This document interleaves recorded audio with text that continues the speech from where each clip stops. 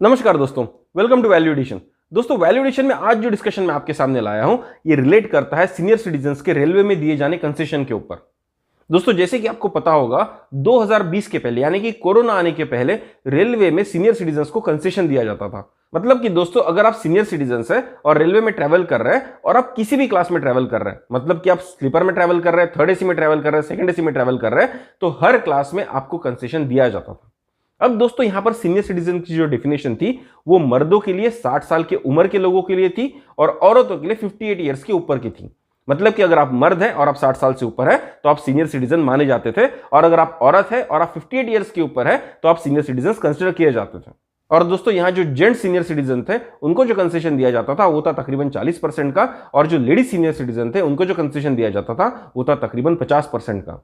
और दोस्तों, ये जो छूट लोगों को मिलती थी ये बहुत बड़ी छूट थी, और सीनियर सिटीजन जो ऑलमोस्ट रिटायर हो चुके उनके लिए बहुत बड़ा आसरा हुआ करता था। लेकिन दोस्तों, फिर आया कोरोना, और कोरोना के टाइम पर रेलवे ने पूरे कंसेशन निकाल दिए, क्योंकि उस टाइम पर रेलवे में ट्रैवल करने वालों की फ्रीक्वेंसी बहुत कम हो चुकी थी। रेलवे मजबूरी में रेलवे चला रही थी ताकि लोगों को एक जरिया मिल सके कि वो एक जगह से दूसरी जगह पर जा सके, जबकि ट्रेनें खाली जाती थी, और इस वजह से वहां पर कंसेशन निकाल दिया गया था। इस कंसेशन को निकालने का एक कारण यह भी था कि सीनियर सिटीजन जो थे वो कोरोना के लिए ज्यादा वल्नरेबल थे, उनको कोरोना ज्यादा आसानी से पकड़ सकता था, और रेलवे चाहता था कि कम से कम सीनियर सिटीजन रेलवे में या पब्लिक ट्रांसपोर्ट में ट्रैवल करे ताकि उनकी कोरोना पकड़ने की रिस्क कम से कम हो सके। तो दोस्तों, ये जो कंसेशन निकाला गया था इसके पीछे के दो कारण थे। एक तो था कि हेल्थ कंसर्न जो सीनियर सिटीजन के लिए बहुत वैलिड था, और दूसरा कंसर्न था फाइनेंशियल कंसर्न, जिसके वजह से रेलवे को एक टफ डिसीजन लेना पड़ा था कंसेशन निकालने का। लेकिन इसी सीनियर सिटीजन कंसेशन को लेकर हाल ही में एक नई खबर आई है जो मैं आपके साथ शेयर करना चाहता हूं। दोस्तों, जैसे कि आपको पता होगा, हमारे संसद में यानी कि पार्लियामेंट में कुछ कमिटियां बनाई जाती है जो हर एक मिनिस्ट्री के काम को वेरीफाई करती है, उनको कुछ रिकमेंडेशन देती है और उनको और बेहतर बनाने के लिए कोशिश करती है। तो दोस्तों, ऐसी एक कमिटी बैठी थी, पार्लियामेंट्री कमिटी ऑन रेलवेज। दोस्तों, recently parliamentary committee on railways की जो रिपोर्ट आई है, उस रिपोर्ट में कमिटी ने सजेशन दिया है इंडियन गवर्नमेंट को, इंडियन रेलवेज को, कि जो कंसेशन सीनियर सिटीजन का बंद कर दिया गया था रेलवेज में, उसको फिर से एक बार शुरू कर देना चाहिए। लेकिन दोस्तों, पार्लियामेंट्री कमिटी ने ये जो सजेशन इंडियन रेलवेज या इंडियन गवर्नमेंट को दिया है, वहां पर एक छोटा सा ट्विस्ट है, क्योंकि ये सजेशन सिर्फ और सिर्फ थर्ड एसी और स्लीपर क्लास के लिए ही दिया गया है। मतलब कि कमिटी कहती है कि इंडियन रेलवे ने सीनियर सिटीजन कंसेशन को फिर से लागू करना चाहिए, लेकिन सिर्फ और सिर्फ थर्ड एसी और स्लीपर क्लास में ही। मतलब कि जो भी सेकंड एसी और फर्स्ट क्लास में सीनियर सिटीजन ट्रैवल कर रहे हैं उनको ये कंसेशन लागू नहीं करने का सजेशन यहां पर दिया गया है। तो दोस्तों, यहां पर सिर्फ और सिर्फ आपके जानकारी के लिए, ये जो सजेशन इंडियन रेलवेज को पार्लियामेंट्री कमेटी ने दिया है उसको मैं प्रीवियस सिचुएशन के साथ कंपेयर करके बताना चाहूंगा। दोस्तों, कोरोना काल के पहले हर तरह की ट्रेन में, हर तरह की क्लास में कंसेशन सीनियर सिटीजन को दिया जाता था, लेकिन अभी जो सजेशन दिया गया है यहां पर सिर्फ और सिर्फ थर्ड एसी और स्लीपर में ही कंसेशन देने की बात की गई है। मतलब कि दोस्तों, ये जो सजेशन पार्लियामेंट्री कमेटी ने दिया है, ये अगर लागू भी किया जाता है तो जो बेनिफिट्स जो होंगे वो कोरोना के पहले जैसे थे वैसे नहीं रहेंगे, ये बहुत हद तक कम हो गए रहेंगे। और दोस्तों, सीनियर सिटीजन कंसेशन को लेकर रेलवे का जो ऑफिशियल बयान है वो ये है कि रेलवे अभी इमीडिएटली कोई भी प्लान नहीं कर रही है सीनियर सिटीजन कंसेशन को लागू करने का, क्योंकि रेलवे का ये दावा है कि अभी जो भी टिकट्स पैसेंजर्स को दिए जा रहे हैं वो ऑलरेडी 50% कंसेशन पर दिए जा रहे हैं।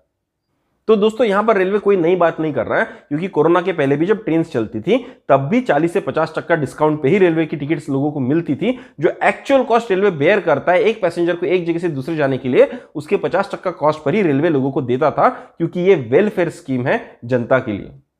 तो दोस्तों, यहां अगर रेलवे कह रहा है कि हम तो 50% डिस्काउंट पे दे रहे हैं, तो सिचुएशन में कोई बदलाव नहीं आया। बस बदलाव यहां पर आया कि पहले जो कंसेशन सीनियर सिटीजन को दिया जाता था अब वो नहीं दिया जाएगा। इसके ऊपर रेलवे शायद अडैमेंट हो चुका है। तो दोस्तों, जैसे कि वीडियो की शुरुआत में मैंने आपको कहा था कि सीनियर सिटीजन का कंसेशन निकालने के पीछे रेलवे के दो रीजंस थे, एक तो थी हेल्थ रिस्क और दूसरी थी फाइनेंशियल रिस्क। लेकिन अब जब सिचुएशन नॉर्मलाइज हो चुकी है, अब जब कोरोना जा चुका है, तब रेलवे के लिए हेल्थ रिस्क कोई मैटर नहीं करता, उनके लिए सिर्फ और सिर्फ फाइनेंशियल रिस्क मैटर करता है, और फाइनेंशियल रिस्क होने की वजह से ही रेलवे अभी कंसेशन कभी शायद वापस नहीं करेगा। तो दोस्तों, अब तक जो हमने डिस्कशन किया ये था फैक्ट बेस्ड डिस्कशन कि पार्लियामेंट्री कमेटी ने क्या सजेशन दिया है और रेलवे का इसके ऊपर का क्या स्टांस है। लेकिन इसके बाद जो कुछ देर के लिए हम डिस्कशन करने वाले हैं वो ये समझने के लिए करेंगे कि ये सब स्टांसेस लिए क्यों जा रहे हैं, रेलवे अगर इस तरह से बिहेव कर रहा है तो क्यों कर रहा है, और कंसेशन अगर कम हो रहे हैं तो क्यों हो रहे हैं। दोस्तों, दुनिया के महान महान इकोनॉमिस्ट ने जब ग्रोइंग इकोनॉमीज को स्टडी किया था तो उनका यह मानना था कि इकोनॉमी को ग्रो करने के लिए कर्जे की जरूरत होती है, और जब कोई इकोनॉमी ग्रोथ पाथ पर होती है तो वहां पर वो ज्यादा से ज्यादा कर्जा उठाकर इन्वेस्ट करने की कोशिश करती है। सरकारें कर्जा लेती हैं, उसको इंफ्रास्ट्रक्चर पर इन्वेस्ट करती है ताकि कंपनीज के लिए, इंडस्ट्रीज के लिए कुछ नए रास्ते बन सके, कुछ नए ब्रिजेस बन सके, कुछ नए डैम्स बन सके, जिससे इंफ्रास्ट्रक्चर डेवलप हो सके और देश की प्रगति करने में आसानी हो। गवर्नमेंट कर्जा लेकर प्राइवेट सेक्टर को एनेबल करती है कि उनके लिए सुविधाएं हो ताकि वो ज्यादा से ज्यादा लोगों को एम्प्लॉयमेंट दे और ज्यादा से ज्यादा प्रोडक्शन करके देश को आगे ले जा सके। तो दोस्तों, जब भी कोई व्यक्ति कर्ज लेता है तो इस चीज की प्लानिंग जरूर करता है कि इस कर्जे से मुक्त कैसे हुआ जाए। उसी तरह से सरकार भी प्लानिंग करती है कि जो भी कर्जा उन्होंने इंफ्रास्ट्रक्चर डेवलपमेंट के लिए लिया था उससे मुक्ति कैसे मिल सके। और दोस्तों, इसका सबसे आसान तरीका होता है टैक्सेशन बढ़ा देना। लेकिन दोस्तों, जब टैक्सेशन बढ़ता है तो लोगों को डायरेक्टली पता चलता है कि उनके ऊपर टैक्स बर्डन बढ़ने वाला है और ये गवर्नमेंट के लिए पॉलिटिकली सही नहीं होता। अब दोस्तों, ये सब चीजें तब ज्यादा इंपॉर्टेंट हो जाती है जब आने वाले समय में इलेक्शंस आने वाले होते हैं और हम सबको पता है कि 2024 में लोकसभा के इलेक्शंस आने वाले हैं। अब दोस्तों, यहां अगर सरकार डायरेक्ट टैक्स बढ़ा देती है तो लोगों को इमीडिएट समझ जाता है कि टैक्सेशन बढ़ चुका है और सरकार के खिलाफ एक निगेटिव सेंटीमेंट बनना शुरू हो जाता है। तो दोस्तों, फिर फाइनेंशियल प्लानिंग करने के लिए सरकार यहां पर करती क्या है? सरकार यहां पर कोशिश करती है कि जो कंसेशंस यहां पर दिए गए उनको थोड़े से कम कर दिया जाए, जो सब्सिडीज यहां पर लोगों को दिए गए उनको थोड़ा सा कम कर दिया जाए, ताकि लोगों को डायरेक्ट इंपैक्ट ना होते हुए इनडायरेक्ट इंपैक्ट हो और लोग समझ भी ना सके कि सरकार उनके साथ किस तरह से खेल चुकी है। और दोस्तों, ये जब भी कंसेशन हटते हैं, सब्सिडीज हटते हैं, तो सबसे ज्यादा आसान होता है वो कंसेशन हटाना जो मिडिल क्लास को डायरेक्टली अफेक्ट करता है।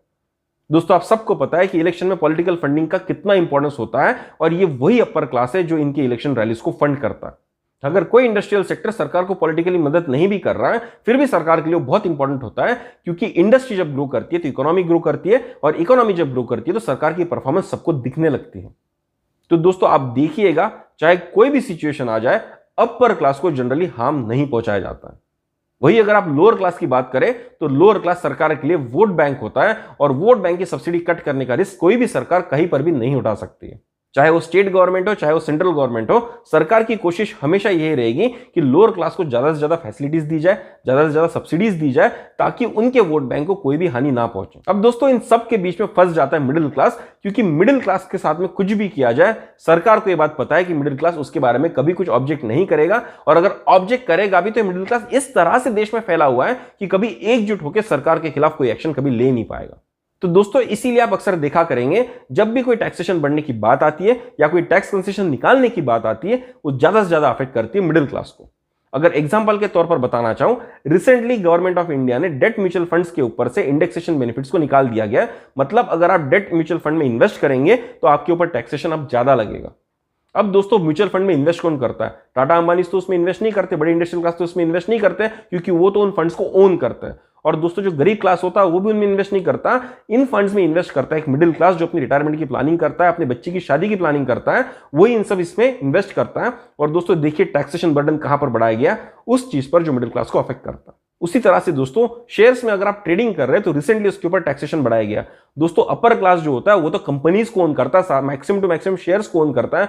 लोअर क्लास तो शेयर्स में डील ही नहीं करता। तो दोस्तों, शेयर्स में ट्रेड कौन करता है? आपके और मेरे समान मिडिल क्लास। और दोस्तों, यही पर टैक्सेशन बढ़ाया गया। उसी तरह से दोस्तों, अगर हम ट्रेन के सफर की बात करें तो ट्रेन के स्लीपर क्लास में दोस्तों आजकल कौन ट्रैवल करता है? आजकल भारत का लोअर क्लास स्लीपर में ट्रैवल करता है, क्योंकि जो मिडिल क्लास था वो सेकंड एसी और फ्लाइट्स में शिफ्ट हो चुका है।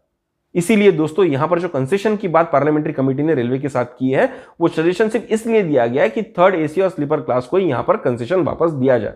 और दोस्तों, अपर क्लास जो होता है वो तो फ्लाइट के नीचे कहीं ट्रैवल करता ही नहीं है। इसीलिए दोस्तों, अगर इंडियन रेलवे पार्लियामेंट्री कमेटी की बात मानकर अगर सीनियर सिटीजन का कंसेशन वापस लगा भी देती है तो ये सिर्फ लगाया जाएगा थर्ड एसी क्लास पर, स्लीपर क्लास पर। और जो लोग सेकंड एसी में ट्रैवल कर रहे हैं, वो जो मिडिल क्लास जो सेकंड एसी में ट्रैवल कर रहा है, उनको ये कंसेशन फिर से कभी भी वापस नहीं दिए जाएंगे।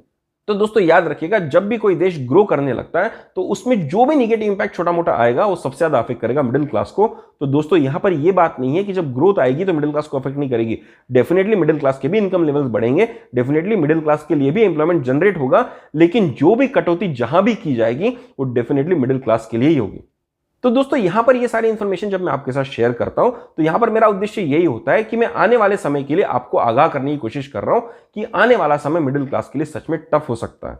आने वाले समय में महंगाई बढ़ने वाली है, हमारे टैक्सेशंस बढ़ने वाले हैं, हमारे कंसेशंस कम होने वाले हैं। तो आज अगर हम सही तरह से रिटायरमेंट प्लानिंग नहीं करेंगे, आज अगर हम बूंद बूंद कर पैसा नहीं बचाएंगे, उसको इन्वेस्ट नहीं करेंगे, उस पैसे को बढ़ाएंगे नहीं, तो रिटायर हो जाने के बाद में हम लोगों पर डिपेंडेंट हो जाएंगे। और मैं आपको गारंटी के साथ बता सकता हूं, सरकार आपकी मदद के लिए वहां पर नहीं आएगी, क्योंकि सरकार का फोकस होगा ग्रोथ पे और ग्रोथ पे और ग्रोथ पे। सरकार का फोकस यहां पर किसी को कंसेशन देने के लिए, सोशल सिक्योरिटी प्लानिंग के लिए नहीं होने वाला है।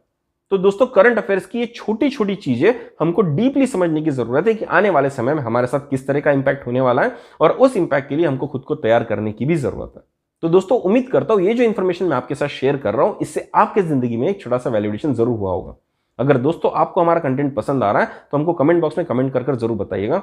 अगर दोस्तों आपको हमारे कंटेंट में वैल्यू दिखता है तो जरूर शेयर कीजिए अपने दोस्तों के साथ, अपने परिवारजनों के साथ में, ताकि उनके जिंदगी में भी एक छोटा सा वैल्यूएशन हो सके।